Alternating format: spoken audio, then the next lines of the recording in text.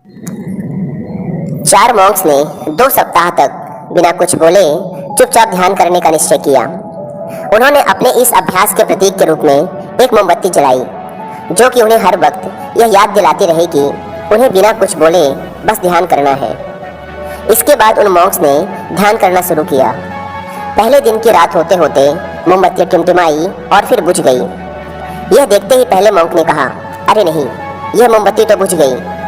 दूसरे मॉन्क ने कहा, हमें बात नहीं करनी चाहिए, हमने कुछ भी ना बोलने की कसम खाई थी। तीसरे मॉन्क ने कहा, तुम दोनों को बोलने की क्या जरूरत थी। चौथा मॉन्क हंसा और बोला, हा हा हा, मैं अकेला हूँ जिसने बात नहीं की। दोस्तों, उन सभी के बोलने के अपने अलग अलग कारण थे, लेकिन चारों में से प्रत्येक ने बिना कुछ सोचे तुरंत ही अपने विचार रख दिए। उनमें से किसी ने भी स्थिति को सुधारने का प्रयास नहीं किया।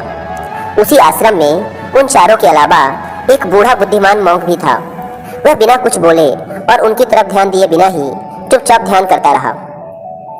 इस तरह से उस बुद्धिमान मॉन्क ने बिना एक शब्द बोले उन चारों को ही उनकी गलती का एहसास करा दिया, जो कि वो चारों बोलकर भी नहीं कर पाए। बिना सोचे समझे और जरूरत से अधिक बोलने पर हमें खुद ही लोगों के सामने शर्मिंदा होना पड़ता है। एक समझदार व्यक्ति कभी भी बिना मांगे किसी को सलाह नहीं देता, क्योंकि वह जानता है कि बिना मांगे दी गई सलाह का कोई मतलब नहीं होता और ना ही सामने वाला उस सलाह को मानता है।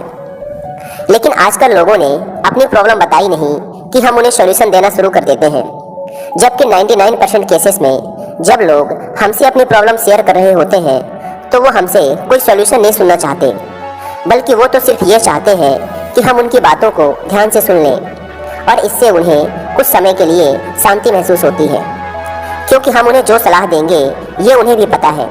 हर इंसान को पता होता है कि क्या सही है और क्या गलत है।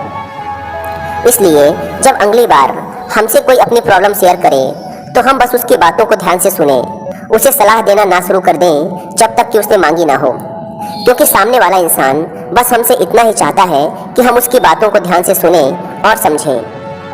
ये बात तो आप लोगों ने भी सुनी होगी, हम जितना कम बोलते हैं उतने ही समझदार होते जाते हैं, और इसका उल्टा भी उतना ही सही है। जो जितना बुद्धिमान होगा वह उतना ही कम बोलेगा।